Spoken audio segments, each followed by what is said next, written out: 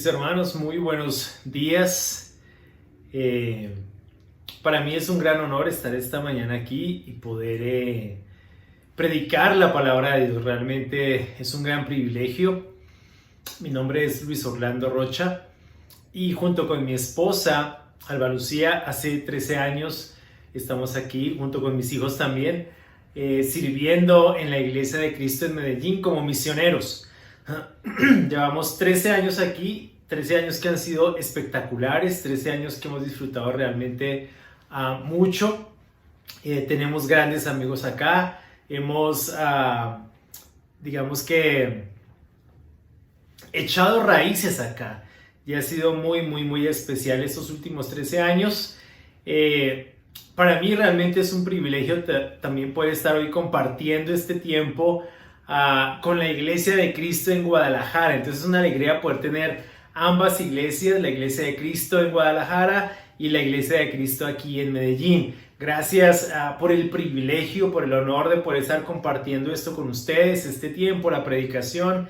Gracias a Fran Botello, gracias a Fernando Ávila por este tiempo, por poder compartir juntos. Ha sido muy especial. Gracias por la confianza de poder compartir la predicación de la palabra de Dios esta mañana.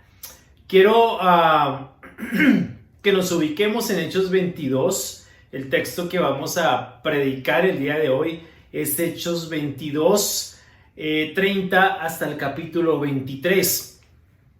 Es el texto que me corresponde el día de hoy y el sermón de esta mañana es, su nombre es Un Evangelio sin cadenas. Un Evangelio sin cadenas. Y creo que por favor me acompañen a Hechos 22, versículo 30 y vamos a leer hasta el versículo 11 del capítulo 23. Dice: al día siguiente, como el comandante quería saber con certeza de qué acusaban los judíos a Pablo, lo desató y mandó que se reunieran los jefes de los sacerdotes y el consejo en pleno. Luego llevó a Pablo para que compareciera ante ellos.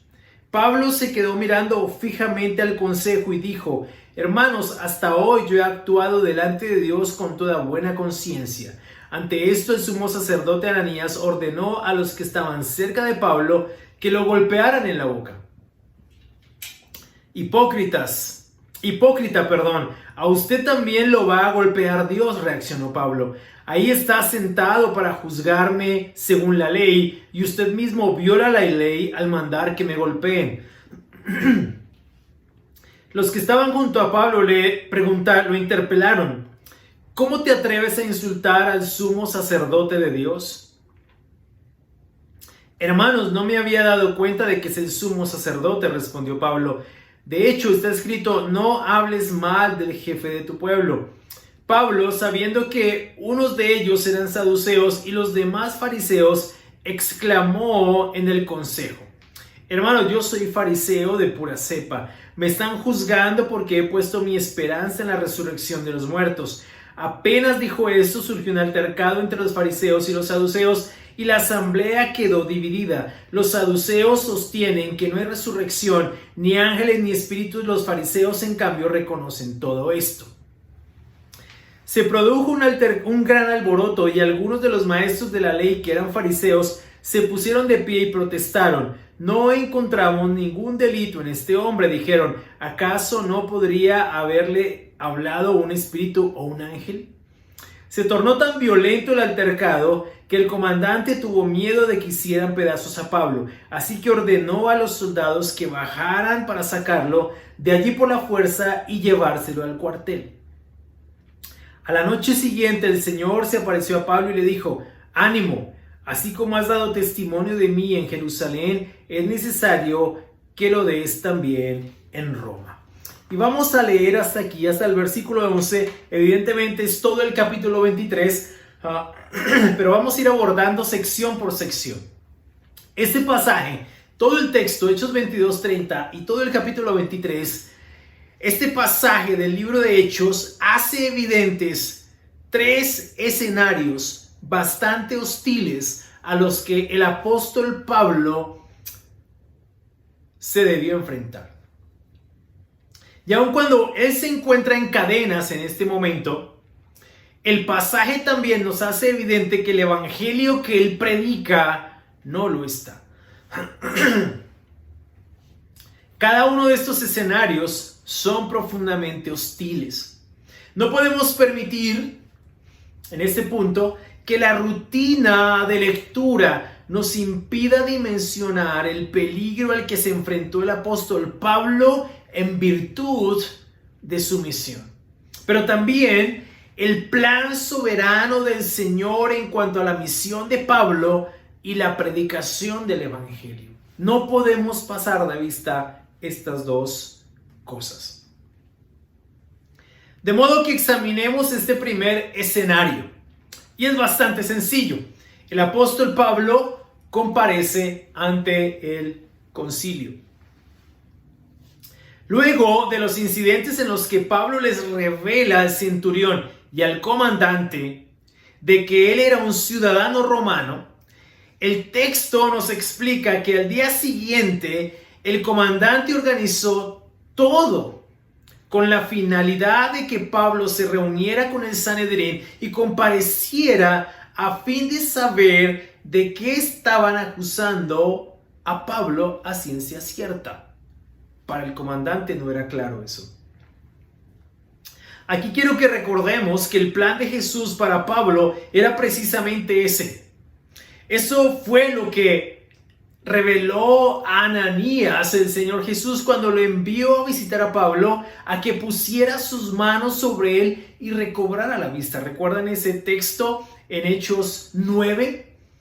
Cuando el Señor Jesús le ordena a Ananías que vaya y que fuera a visitar a Pablo y pusiera sus manos sobre él para recobrar la vista. Ananías evidentemente puso muchas objeciones para hacerlo, pero el Señor Jesús le dijo: ve, porque Él es mi instrumento escogido para llevar mi nombre en presencia de los gentiles, de los reyes y de los israelitas, porque yo le mostraré cuánto debe padecer por mi nombre. Son palabras realmente impresionantes. Pablo sin duda era consciente de esta realidad y es indiscutible que estaba en completa disposición de cumplir con la misión que el Señor le había encomendado. El texto nos señala que Pablo se quedó mirando fijamente al concilio reunido allí en pleno. Antes, él fue parte de ese concilio y muy seguramente participó de este tipo de reuniones, de modo que conocía muy bien su dinámica. De hecho, el comentario Mundo Hispano a este respecto refiere a lo siguiente: en cierta época Pablo había ocupado un asiento entre ellos, ya fuera en el banco o entre los discípulos del Sanedrín como tal. En los años anteriores, Pablo había llevado a muchos cristianos al Sanedrín para ser juzgados por su fe en Cristo. Ahora le toca a él pasar por esa experiencia. Él estaba relacionado con procónsules y otros líderes judíos y gentiles. Las palabras con las que empieza su intervención son directas y penetrantes. Pablo es enfático en subrayar que hasta ese momento él había actuado con buena conciencia delante de Dios. Es lo que le hace saber al Sanedrín. Sin duda, Pablo no cree que él esté ante el Sanedrín como un criminal, sino como un igual. De hecho, cuando se dirige a ellos como hermanos, y aquí hay que aclarar que no se dirige a ellos como hermanos en el sentido de una hermandad cristiana, sino judía, fundamentalmente se está viendo como un igual a ellos. Esta introducción no es mero formalismo ni coincidencia. Sin duda es intencional. Es evidente que el apóstol no consideraba al Sanedrín como jueces o superiores sobre él. Por eso se dirige a ellos como hermanos. Ahora bien, esto no iba a caer bien en los miembros del Sanedrín. Y mucho menos cuando él les informa que siempre ha actuado conforme a la voluntad de Dios. El comentario Mundo Hispano también refiere aquí que sin duda ese era el énfasis que Pablo se proponía demostrar, como antes y después de su conversión había procedido siempre con sinceridad delante de Dios.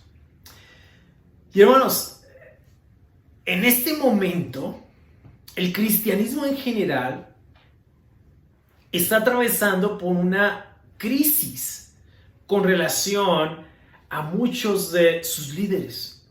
Últimamente se han levantado, se han presentado escándalos con respecto a líderes del cristianismo que realmente han dejado en vergüenza no solamente sus vidas y sus ministerios, sino evidentemente el cristianismo.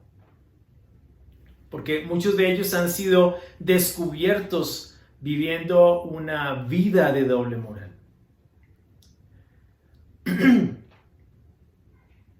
Y es desafortunado, ¿no? Porque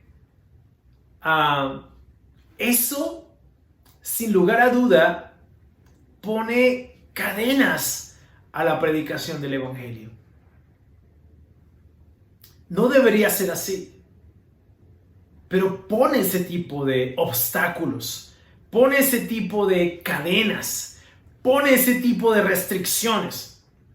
Más aún cuando muchas personas hoy en día no tienen mucha confianza en el cristianismo y en sus líderes, ¿no?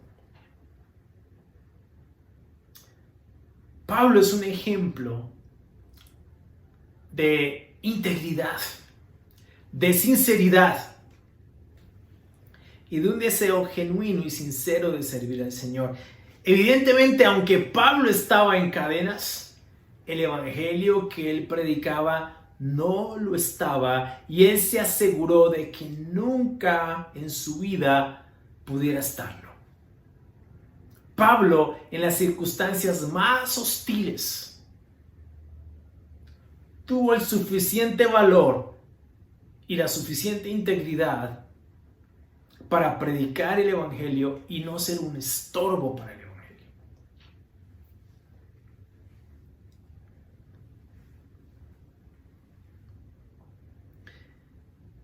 Evidentemente, estas declaraciones del apóstol no fueron del agrado de Ananías y este ordenó que lo golpearan en la boca.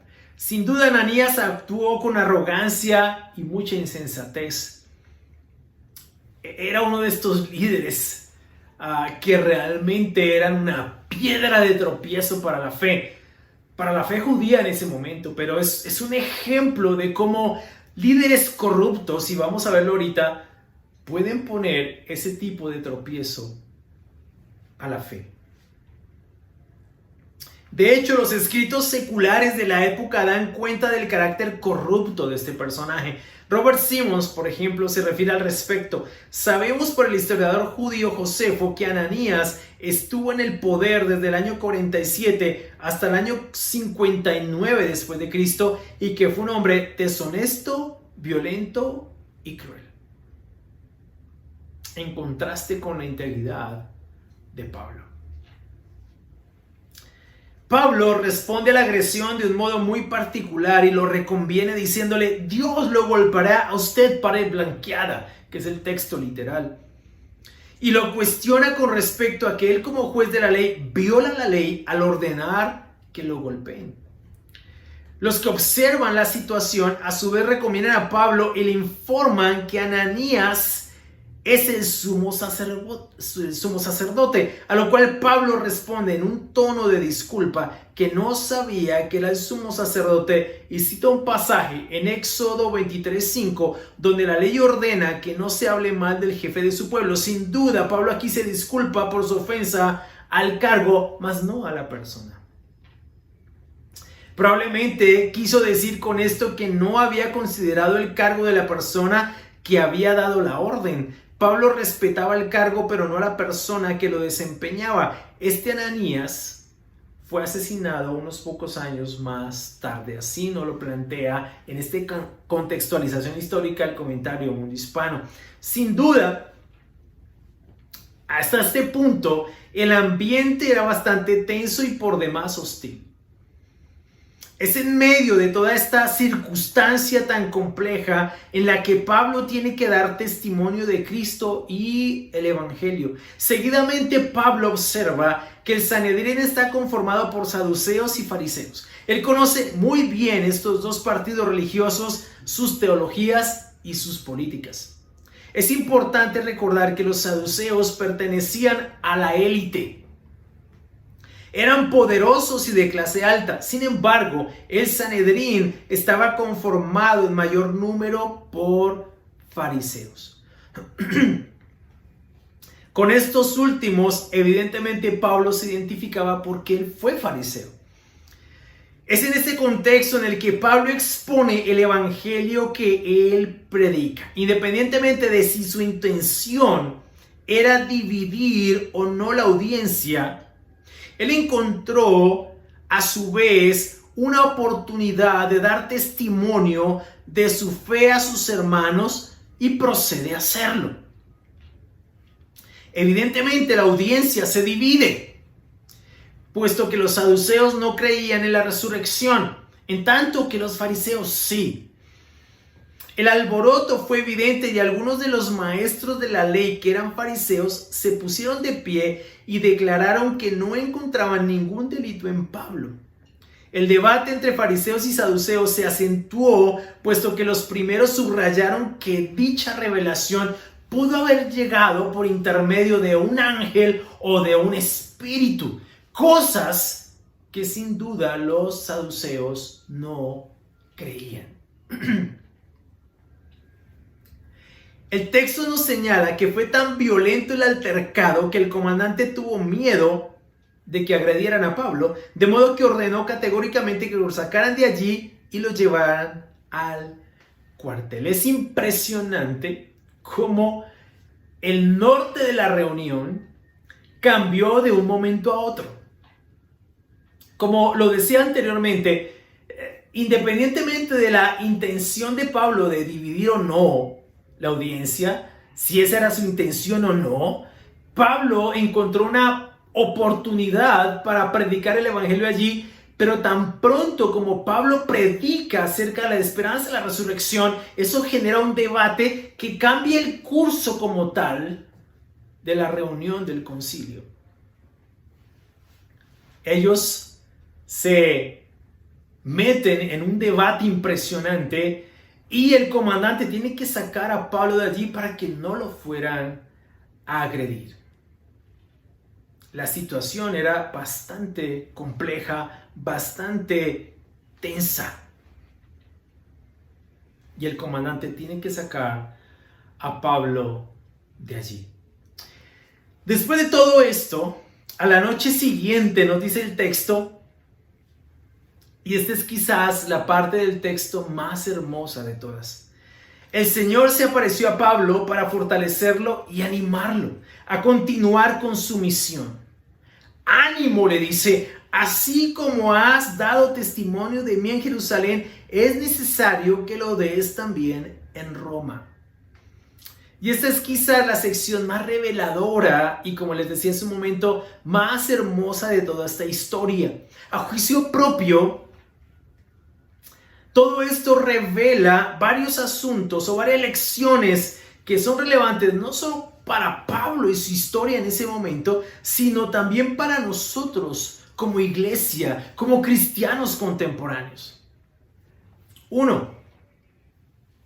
El Señor es soberano. El Señor es soberano y está en control absoluto de la evangelización. De hecho, no cabe la menor duda que su voluntad para la iglesia es que siga dando testimonio de Él y su evangelio al mundo, independientemente de las circunstancias.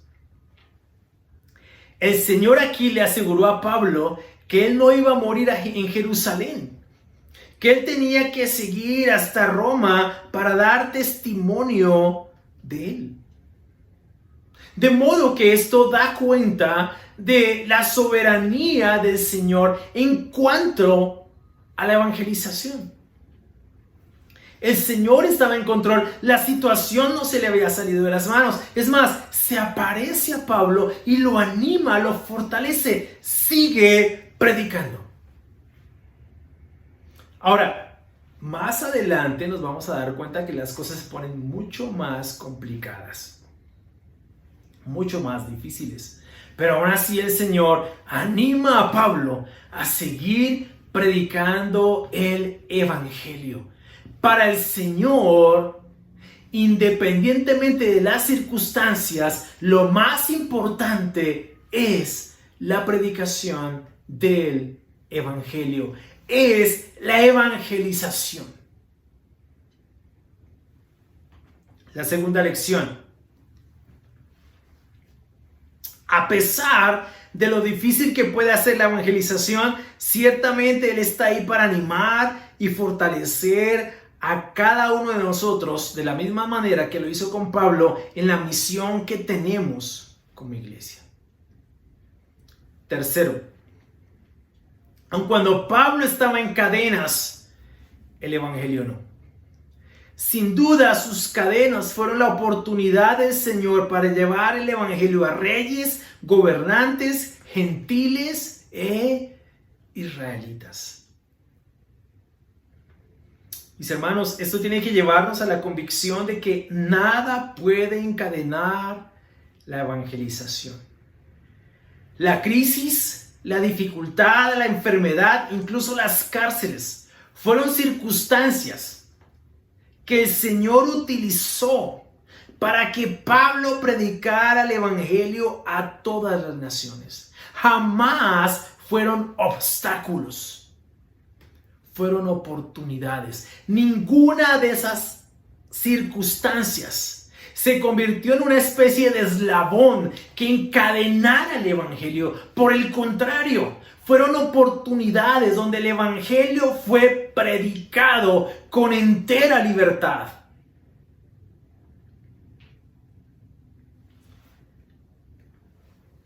Esto, mis hermanos, como les decía hace un momento, tiene que llevarnos a la convicción, a la profunda convicción, y no quiero decir que no la tengamos, pero tiene que llevarnos a mantener la convicción de que nada puede encadenar la evangelización. Necesitamos preguntarnos aquí, ¿qué cosas pueden en este momento estar encadenando la evangelización en nuestras vidas e iglesias? ¿El miedo? ¿La virtualidad? ¿El COVID? ¿Otras enfermedades? ¿Las distracciones? ¿El trabajo? Etcétera. Sin duda, todo esto puede convertirse en oportunidades para testificar de Cristo y de su evangelio.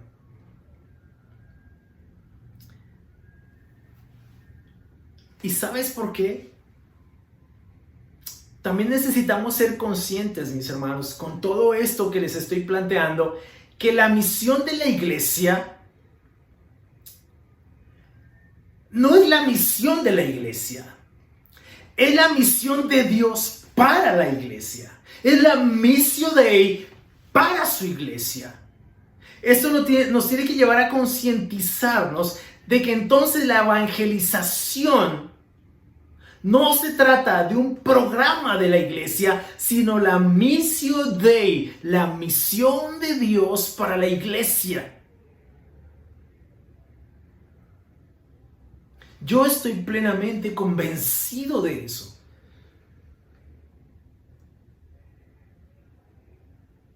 No es la misión de la iglesia, es la misión de Dios para la iglesia. Por lo menos Pablo aquí estaba absolutamente convencido de esa realidad. Yo creo que lo que va a hacer que nuestra evangelización sea mucho más vibrante es entender que en virtud de que la misión de la iglesia es la misión de Dios para la iglesia, nada puede estorbar la evangelización. ¿Por qué? Porque Dios está en control. Porque la voluntad de Dios es que nosotros llevemos a este evangelio a las partes más lejanas de la tierra.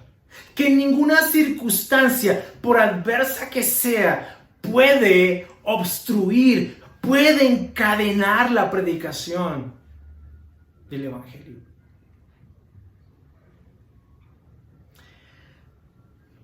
Es interesante, pero cuando nos ubicamos un poco en la historia, en los 300 primeros años de la historia, cuando la iglesia tal vez fue más perseguida, fue cuando más creció, fue cuando más evangelizó. Paradójicamente, cuando el cristianismo se legaliza después del año 319 después de Cristo, de alguna forma la evangelización se detuvo, ya no fue lo mismo, o por lo menos de la misma forma, con la misma naturaleza. De alguna forma también el evangelio se mezcló, se diluyó. Constantino le da ropas nuevas a los obispos, anillos en sus dedos, salarios del Estado, participación política dentro del Estado, y ese celo evangelizador que caracterizó a la iglesia en los primeros 300 años se perdió. He estado observando un poco de la historia de la iglesia en los últimos años y paradójicamente las iglesias el cristianismo que más crece en estos momentos a nivel contemporáneo es el cristianismo los países donde el cristianismo está siendo objeto de persecución. Hablamos de China, hablamos de Irán, Siria, Afganistán, países donde el cristianismo es ilegal. Paradójicamente, en estos lugares, el cristianismo está creciendo de forma más consistente. La evangelización está siendo efectuada de forma mucho más consistente. Y eso es evidentemente paradójico. Se supone que la libertad de culto nos debería impulsar a adueñarnos de esta missio Dei y llevar el mensaje del evangelio sin ningún tipo de obstáculos.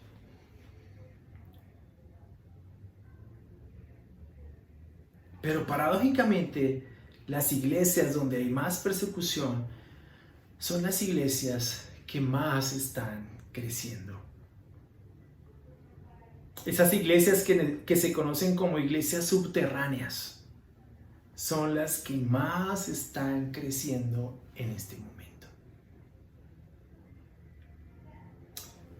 El ejemplo de Pablo, esa historia de Pablo, nos tiene que llevar a pensar con profundidad en que nada, definitivamente nada puede encadenar el evangelio. Piénsalo.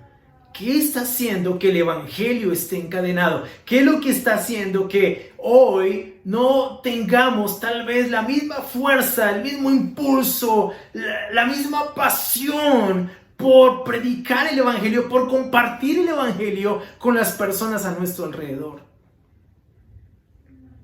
Yo estoy convencido que lo que necesitamos es aprovechar cada oportunidad para compartir, para predicar el evangelio a las personas que nos rodean. En el lugar donde estés, en la universidad, con tu familia, en el trabajo, en cualquier parte, podemos nosotros compartir el mensaje del evangelio.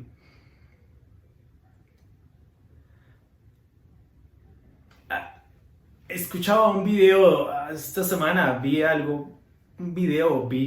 con respecto a qué es lo que hace que nos produzca tanto miedo evangelizar o compartir el evangelio. Y esa persona hablaba de que ciertamente todos tenemos este miedo, pero que me llamó la atención porque él dijo algo así como que nosotros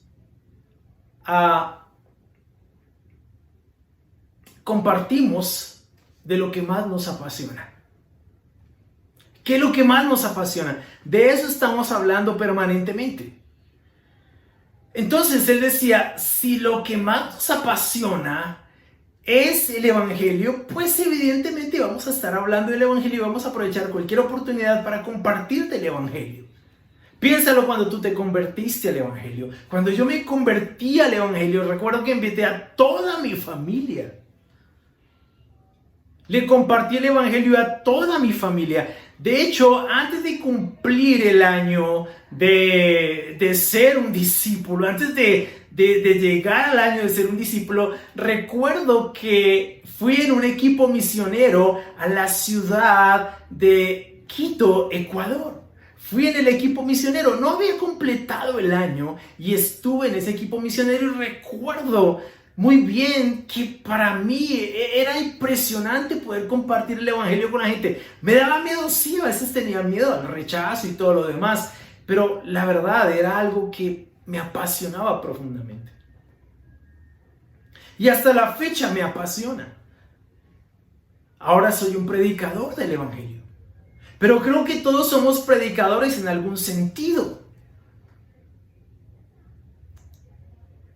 Sin embargo, la verdad tenemos que, de alguna forma, ser más conscientes de la necesidad que tenemos, de la obligación que tenemos de llevar el Evangelio a más personas. Mis hermanos, estamos en un mundo que está en crisis. Estamos en un mundo que se cae a pedazos.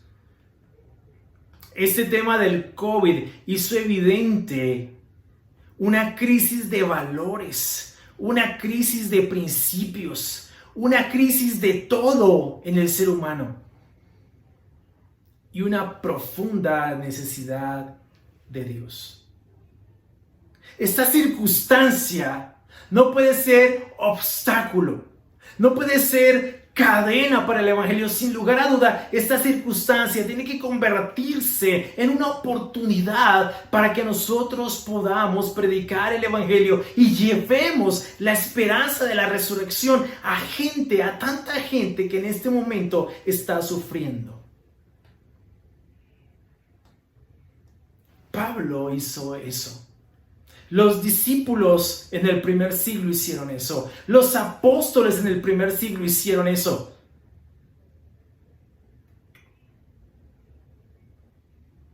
Llevaron el Evangelio. Eso era lo que los consumía profundamente. Tenemos que preguntarnos, ¿qué nos consume? ¿Qué nos está consumiendo en ese momento?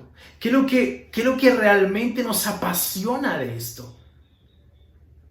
De nuestra vida. Recordémoslo, la misión de la iglesia no es la misión de la iglesia, es la misión de Dios para la iglesia. Nuestra responsabilidad como iglesia es ser testigos de Cristo en donde estemos. Esa es nuestra responsabilidad. Vamos al segundo escenario, es quizás el más hostil de todos. Vamos al versículo 12 del capítulo 23 y vamos a leer hasta el versículo 22. Muy de mañana los judíos tramaron una conspiración y juraron bajo maldición no comer ni beber hasta que lograran matar a Pablo. Más de 40 hombres estaban implicados en esta conspiración. Se presentaron ante los jefes de los sacerdotes y los ancianos y les dijeron: nosotros hemos jurado bajo maldición no comer nada hasta que logremos matar a Pablo. Ahora, con el respaldo del consejo, pídanle al comandante que haga comparecer al reo ante ustedes con el pretexto de obtener información más precisa sobre su caso. Nosotros estaremos listos para matarlo en el camino. Pero cuando el hijo de la hermana de Pablo se enteró de esta emboscada, entró en el cuartel y avisó a Pablo. Este llamó entonces a uno de los centuriones y le pidió: lleve a este joven al comandante porque tiene algo que decirle. Así que el centurión lo llevó al comandante y le dijo: el preso Pablo me llamó y me pidió que le trajera a este joven porque tiene algo que decirle. El comandante tomó de la mano al joven, lo llevó aparte y le preguntó: ¿qué quieres decirme? Los judíos se han puesto de acuerdo para pedirle a usted que mañana lleve a Pablo ante el consejo con el pretexto de obtener información más precisa acerca de él. No se deje convencer porque más de 40 de ellos lo esperan emboscados. Han jurado bajo maldición no comer ni beber hasta que hayan logrado matarlo. Ya están listos, solo aguardan a que usted les conceda su petición. El comandante despidió al joven con esta advertencia: no le digas a nadie que me has informado de esto. Segundo escenario: una conspiración para matar a Pablo. Una conspiración, un complot para matar a Pablo. El panorama que nos describen esos versículos no puede ser más desalentador. Más de 40 hombres juraron bajo maldición no comer ni beber hasta que lograran matar a Pablo. Es una situación realmente difícil de imaginar y de concebir.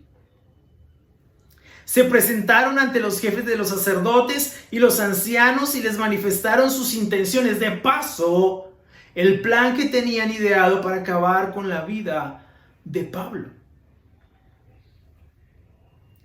Y hay dos cosas que se observan aquí. Primero, ¿hasta dónde podían llegar los judíos, para eliminar a Pablo? Y dos, ¿hasta dónde estaba dispuesto a llegar el gobierno romano para administrar justicia imparcial e impedir que se acabara con la vida de un ciudadano romano, como sabíamos que era Pablo? De hecho, la dependencia de su ciudadanía romana le garantizaba un juicio justo a Pablo, pero no le garantizaba seguridad ante los judíos.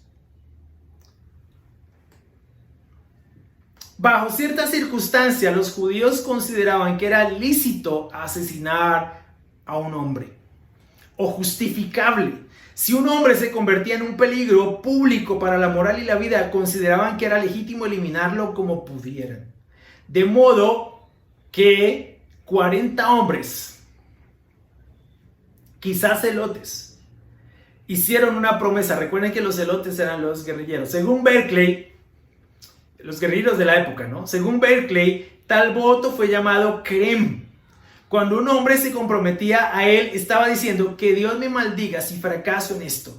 Estos hombres prometieron que no comerían ni beberían, poniéndose bajo la maldición de Dios hasta que no hubieran dado muerte a Pablo. Es impresionante todo lo que se orquestó para asesinar a un misionero.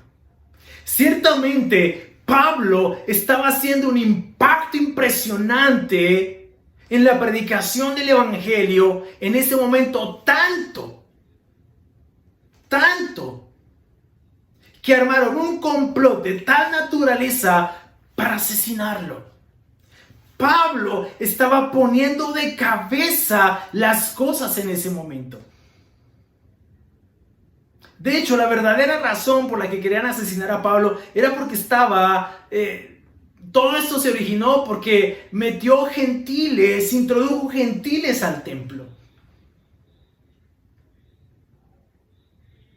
O sea, Pablo realmente estaba haciendo una contracultura impresionante en su época. El evangelio que Pablo predicaba, el evangelio del Señor Jesucristo, ciertamente estaba haciendo una contracultura efectiva, tanto que desató este tipo de persecución en contra de él. Tanto que el Señor Jesús se aparece y lo anima, le dice: ánimo, sigue predicando porque tienes que dar testimonio de mí en Roma. Piénsalo. ¿Qué pasaría si en tu empresa, en tu casa, en tu universidad, se orquesta todo un complot para hacerte la vida imposible porque estás predicando el evangelio. He escuchado ese tipo de casos frecuentemente. Por ejemplo, una hermana nuestra aquí en Medellín estaba haciendo una charla bíblica en su empresa. En las horas de almuerzo, eran las horas de almuerzo, una hora que es completamente ajena a la jornada laboral. Sin embargo, su jefe le prohibieron hacer la charla y no pudo seguirla haciendo. Y hay otros ejemplos que uno puede observar alrededor del mundo, historias de nuestros hermanos, perseguidos por sus familias, perseguidos por sus amigos, perseguidos por sus jefes, que los condicionan, que los restringen, que intentan ponerles cadenas a la predicación del evangelio, y ellos valientemente se niegan. Prefieren incluso, muchos de ellos llegan incluso a preferir perder sus empleos con tal de no poder poner cadenas a la predicación del evangelio. He escuchado todas esas historias, pero imagínate ser objeto de este tipo de conspiraciones solamente porque tú estás predicando el evangelio, solamente porque estás llevando el evangelio a más personas. Imagínate ser objeto de este tipo de conspiración. La situación para Pablo no podía ser menos problemática o más problemática. La situación realmente estaba siendo supremamente intensa. Sin embargo, Pablo se estaba manteniendo fiel, Pablo se estaba manteniendo firme. ¿Por qué? Porque el Señor le había prometido: vas a ir a dar testimonio de mí en Roma. ¡Ánimo! ¿Por qué? Porque la voluntad del Señor es que nosotros prediquemos el evangelio hasta las partes más lejanas de la tierra. Aquí un sobrino de Pablo se entera del complot y le avisa a Pablo de la situación. Pablo le pide a uno de los centuriones que lleve al muchacho al comandante para ponerlo al tanto de la situación. El sobrino de Pablo pone al tanto de toda la situación al comandante y este último toma cartas en el asunto. Sin duda, aquí lo resaltable, lo profundamente resaltable es la soberanía y la providencia del Señor. Estos atributos del Señor estuvieron en control de toda la situación. Recuerden que el Señor le hace saber a Pablo que va a testificar de él en Roma, de modo que es muy seguro que Pablo advierte que el Señor lo está librando de todas las vicisitudes planeadas por los judíos en contra de él. A pesar de que Pablo pudiera sentir temor, miedo o lo que sea, estaba seguro de lo que el Señor le había dicho. Vas a dar testimonio de mí en Roma. En esto, mis hermanos, en la evangelización está el Señor. Es la voluntad de nuestro Maestro llevar el mensaje del evangelio a las partes más lejanas de la tierra. Es la voluntad de nuestro Señor que nosotros cumplamos con la gran comisión, de modo que si el Señor considera que debemos ir a las partes más lejanas de la tierra, tenemos que confiar en que su plan es el mejor plan. Mis hermanos, el plan del Señor para la evangelización es la iglesia. Ese es el plan A. Y como dijo David Platt, no hay plan B. Nosotros somos el plan A y no hay plan B. De modo que tenemos que asumir esto en virtud de la soberanía del Señor. Fue el Señor el que nos dio la gran comisión de ir y hacer discípulos de todas las naciones. Es nuestra responsabilidad. Y esto es lo que nos tiene que consumir profundamente.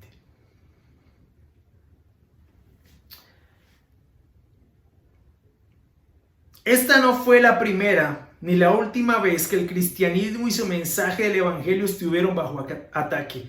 A lo largo de su historia, de muchas formas, Las políticas públicas y religiosas del mundo han intentado acabar con la fe del Señor.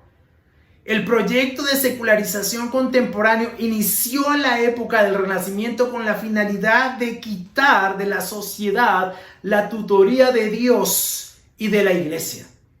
Sin duda, muchas de las políticas públicas, administrativas y religiosas han instalado restricciones y en muchos casos leyes que buscan deponer el cristianismo y evitar que el evangelio tenga algún tipo de posibilidad en su construcción sociocultural. De hecho, en muchos países y en muchos lugares se prohíbe orar. Se prohíbe leer la Biblia. En Europa, las iglesias o son hoteles o son museos. En Europa se está atravesando por la época de la poscristiandad. Prácticamente Europa tiene que ser reevangelizado.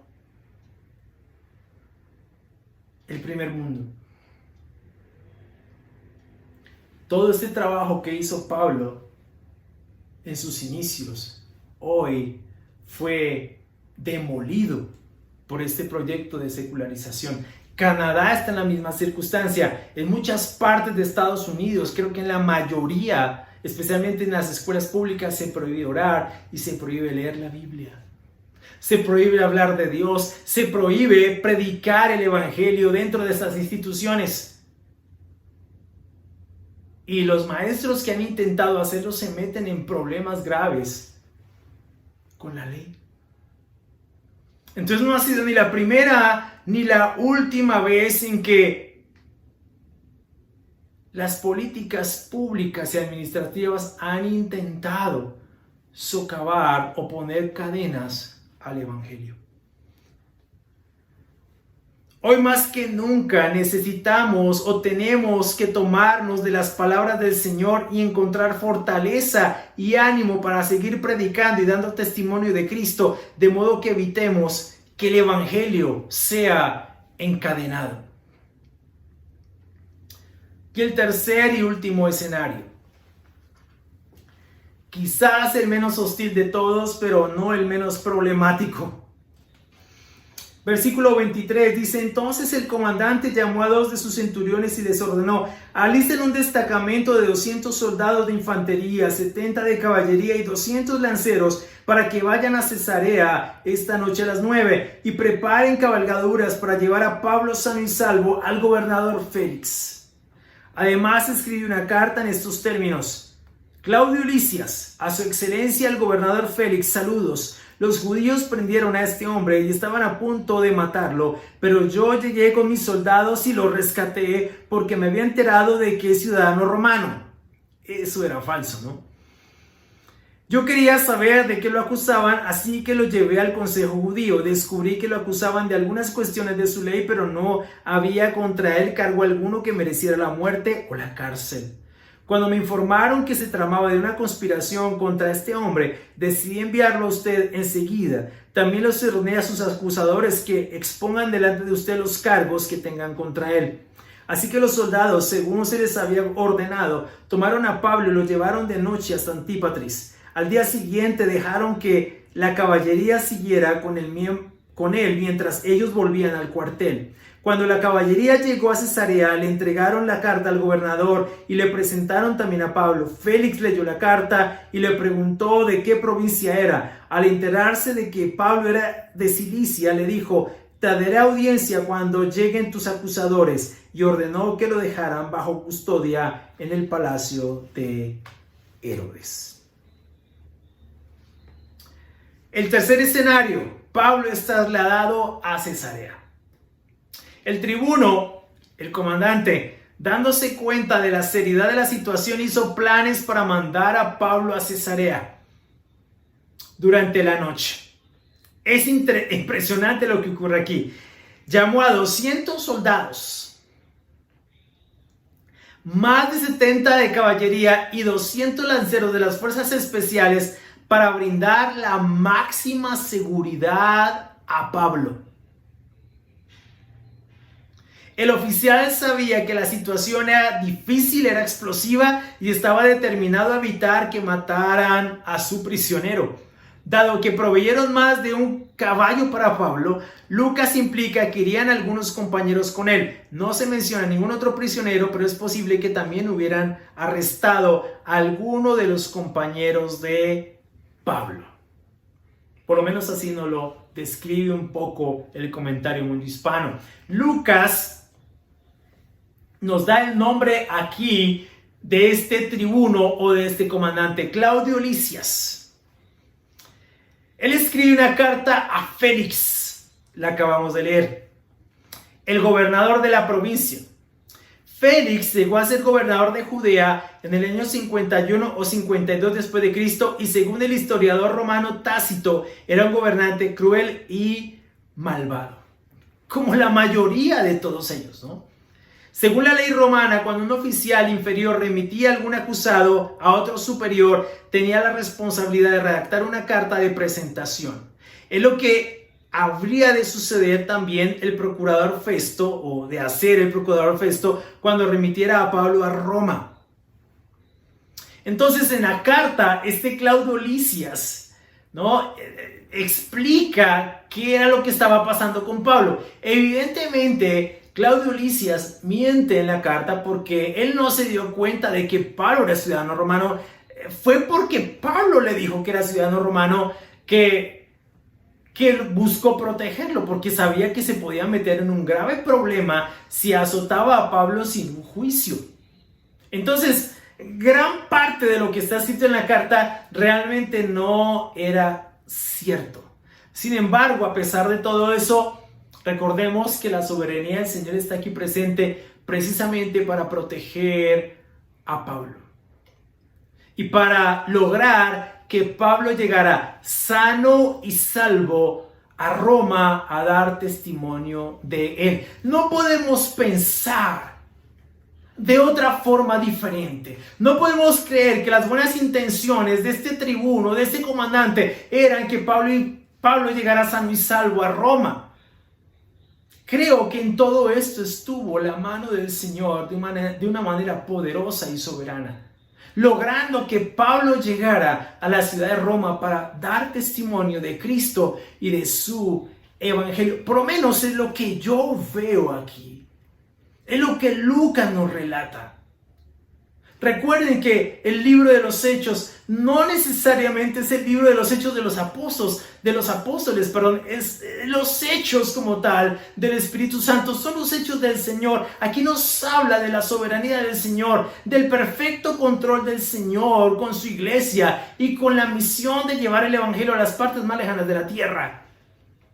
De modo que en esto veo más la mano de Dios que cualquier otra cosa, la mano de Dios soberana, organizando todo de tal manera que Pablo pudiera llegar sano y salvo a Roma y predicara y diera testimonio de Cristo y de su mensaje.